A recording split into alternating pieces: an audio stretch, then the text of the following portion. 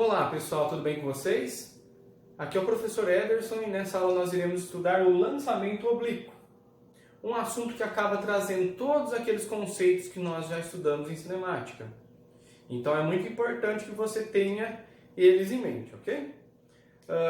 Então dessa maneira o lançamento oblíquo ele acaba sendo um assunto um pouco mais aprofundado da cinemática. No lançamento oblíquo, pessoal, nós temos um objeto que é lançado, então toda vez que ele é lançado, ele tem uma certa velocidade inicial, já estudamos esse conceito, e à medida que o tempo vai passando, essa velocidade ela vai sofrendo uma alteração. Ela altera tanto a direção, notem que a direção está alterando, o vetor velocidade altera a direção, e nós também teremos aqui uma alteração do módulo da velocidade. Enfim. Então, pessoal, são exemplos de lançamento oblíquo, balística. Então, existem muitas questões e até mesmo alguns livros mais antigos traz o lançamento oblíquo como estudo balístico. Então, um foguete é lançado, um projétil é lançado, ou até mesmo uma bomba, tem um canhão, uma bomba, um míssil. Então, o cálculo também, o lançamento oblíquo, ele também vai entrar Ele é uma aplicação dos estudos de balística. Outra situação que agora é mais comum de você encontrar nos exercícios está relacionada a esportes, tá? Então, um jogador de futebol, ele chuta uma bola e ela descreve essa trajetória parabólica. Pode ser um jogador de vôlei fazendo o saque. Tem questões sobre atletismo, o salto em distância, a pessoa vem correndo e salta uma certa distância. Também é analisado por meio do lançamento oblíquo. Situações de esportes radicais, então moto, bicicleta, que eles vão pular uma certa altura e vão ter um certo alcance. Olha mais um conceito aí que nós já estudamos, tá? Então, são esses os exemplos, as aplicações, algumas das aplicações que envolvem o lançamento oblíquo. Então, fiquem espertos, tá bom, pessoal? Isso facilita vocês a escolher qual é a área da física lá da cinemática que você vai utilizar para resolver aquela questão, certo? Então, questões que envolvem balística e esporte estão relacionadas ao lançamento oblíquo. Outra coisa importante que nós devemos analisar inicialmente aqui é a questão da composição dos movimentos. Na última aula nós falamos sobre o princípio de Galileu, que quando nós temos um movimento composto, nós podemos analisar esse movimento, as componentes desse movimento, de maneira separada, correto? Então, aqui nesse caso, no lançamento oblíquo, nós temos dois movimentos a serem analisados. O movimento horizontal e o movimento vertical. Na hora que essa bolinha foi chutada, ela tem um movimento vertical de subida e descida, e junto a esse movimento, nós também temos um deslocamento, que na verdade nós chamamos de alcance, correto? Então, se você pegar, então, um lançamento oblíquo no qual a resistência do ar seja muito pequena, né, e não influencie, ou resistência seja desconsiderada, a partir do momento que você projetar as posições no eixo X, então você vai projetar, vai fazer a sombrinha das posições ocupadas aqui pelo móvel, ó. Na hora que você fazer as projeções, você vai perceber que na horizontal aqui, pessoal, as distâncias percorridas na horizontal, a hora que eu estou analisando a horizontal, elas são iguais. Então, ele está, a cada segundo que passa, percorrendo distâncias iguais. Novamente, pessoal, nós já estudamos isso. Se a distância percorrida a cada segundo é sempre a mesma, é porque ele está com a mesma velocidade. E o movimento que possui a mesma velocidade, mantém a velocidade sempre a mesma, é chamado de movimento uniforme. Tá bom, pessoal? Então, se nós tivermos que analisar A horizontal, nós devemos analisar como se fosse um movimento uniforme, tá bom? Então, horizontal, nós analisamos como movimento uniforme. E nós sabemos que ao analisar a vertical, à medida que esse objeto, né, essa bolinha está subindo, ela vai encontrar contra o movimento dela uma aceleração. A aceleração da gravidade. Então, na subida, você percebe que as alturas vão diminuindo. Agora, na descida, como a gravidade é a favor do movimento, na descida as alturas vão aumentando. Bom, as alturas estão diminuindo e aumentando porque nós temos alteração da velocidade. Quem altera a velocidade é uma aceleração e nós temos a aceleração que é a da gravidade, né? Que é um valor constante. Enfim, pessoal, quando nós temos então uma aceleração constante, nós temos um caso de move. Então, se nós precisarmos se nós analisarmos alguma coisa da vertical, nós iremos analisar com base nas equações do move. Correto, pessoal?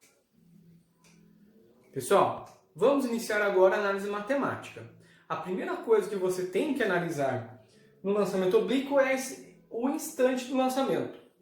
Se um jogador chuta uma bola, o instante do lançamento vai ser o momento em que o pé do jogador está perdendo contato, né? A bola perde o contato com o pé do jogador, correto? Aí essa bola ela acaba subindo e caindo novamente, atingindo um certo alcance.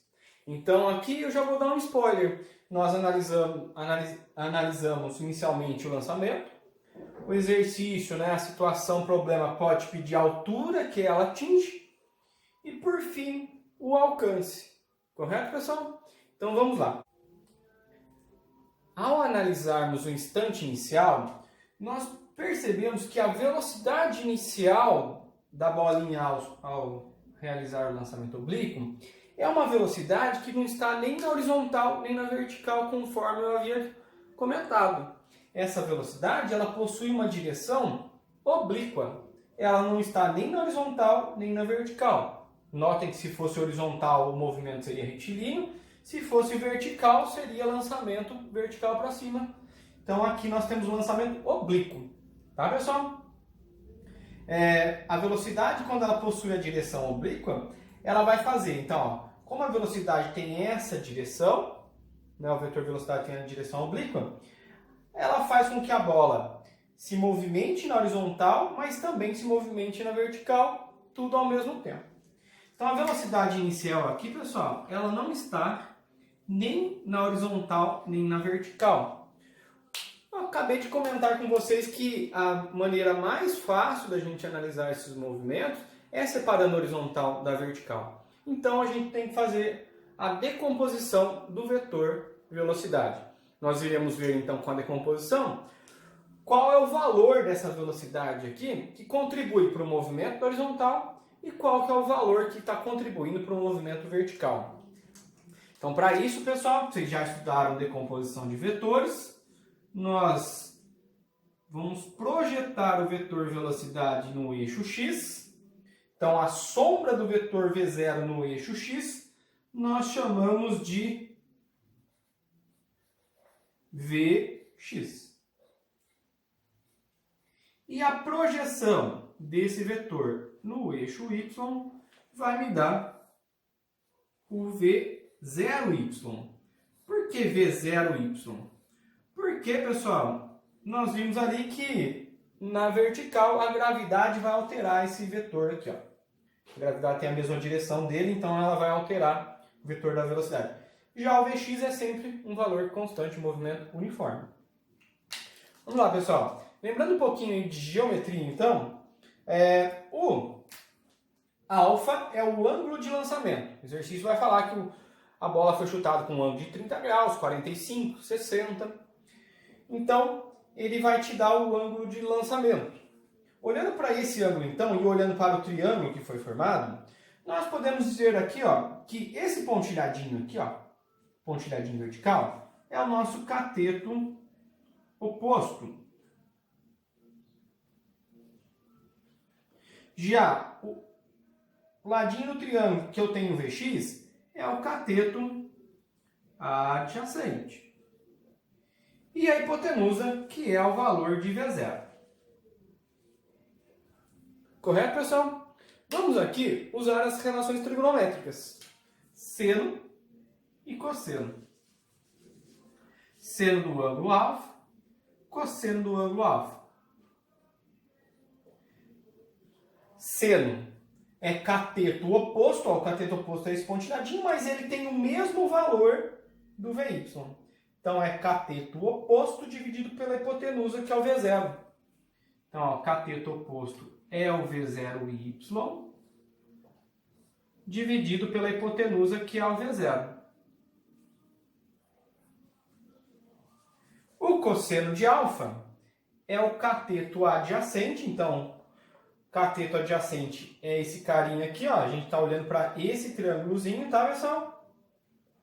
Está olhando para esse triângulo. Então, cateto adjacente é o valor do Vx. E a hipotenusa, que é o valor do V0.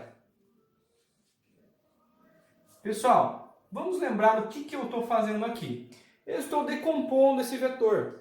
Eu estou pegando essa velocidade aqui e eu vou ver o quanto que essa velocidade contribui para o movimento horizontal e quanto que essa velocidade contribui para o movimento vertical. Certo? Quanto cada um contribui para cada um dos eixos é o Vx e o Vy. Então eu preciso aqui, pessoal, isolar, porque eu quero determinar esses caras aqui, ó, o Vx e o Vy. São eles que eu vou usar quando eu separar os movimentos em horizontal e vertical. Então, separando aqui,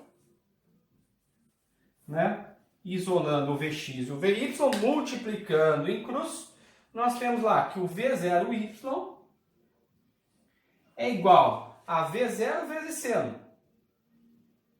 V0 vezes o seno do alfa. E o Vx é V0 vezes o cosseno. Então, o Vx é o valor do V0 vezes o cosseno de alfa. Pessoal, aqui tem duas informações importantes para vocês lembrarem, tá? A primeira é uma dica. Você vai ter que fazer sempre, toda vez você vai ter que fazer seno, cosseno, toda vez você vai ter que fazer isso? Não. Prestem atenção na dica. O ângulo, pessoal, alfa, ele está encostado com o Vx. Correto? Ó. Notem que o Vy, ó, ele tem um ângulo aqui, mas o alfa ele está encostado com o Vx. Ele não está encostado com o Vy. Então, pessoal, como o Vx está encostado com o alfa, olha lá, o Vx é o valor de V0 com o alfa. Tá? Ele está com o alfa. Já o Vy, que está sem o alfa, olha lá, ele está sem o ângulo alfa. O Vy é V0 sem o alfa. Tá, pessoal? Se por acaso o exercício te desse o ângulo aqui, pessoal, não é tão comum, tá? Se ele tivesse esse ângulo aqui, ó, esse não é o ângulo de lançamento, é um ângulo em relação à vertical, né? O ângulo de lançamento é sempre em relação ao chão. Se ele tivesse esse ângulo aqui, o Vy ficaria cosseno. E o Vx, né? O Vx aqui ficaria sem o ângulo que ele está me dando. Tá, pessoal? Mas essa diquinha é legal, pessoal. Vocês vão usar ela em outras áreas da física. Correto? Ó, olhe para o ângulo. Quem que está com ele? Quem que está encostado com ele? Ó, é o x. Então, o Vx está com alfa. E o Vy é o valor de... O Vy está sem o ângulo. Então, ela é V seno de alfa. Tudo bem? A segunda dica, pessoal, em relação ao módulo da velocidade. Vamos supor que essa velocidade seja de 50 metros por segundo. Correto? Essa velocidade é 50 metros por segundo. Vamos supor que você foi lá e calculou o V0y. Você calculou o V0y, deu 30 metros por segundo. Algumas pessoas, pessoal, esquecem que nós estamos falando de grandezas vetoriais. E vão falar o seguinte, se a velocidade inicial de lançamento aqui ó, é 50 e o Vy vale 30, o Vx vai ser 20, porque 30 com 20 dá 50. Pessoal, essa pessoa errou a questão. Nós estamos falando de vetores, tá bom? Ó, se a velocidade inicial vale 50, a velocidade x e a velocidade y, somados, se eu somar os dois vetores, tem que me dar 50. Porque nós estamos falando de uma soma vetorial. Então, se o Vy vale 30 metros por segundo, nós temos que fazer uma soma vetorial, pessoal. Aqui que vai cair um caso de Pitágoras. Triângulo 3, 4, 5. A velocidade em x seria 40. Tá, pessoal? Eu não posso olhar só para o módulo. É um vetor. Eu preciso olhar para módulo, direção e sentido. Tá bom? Então, ficam essas duas dicas aí.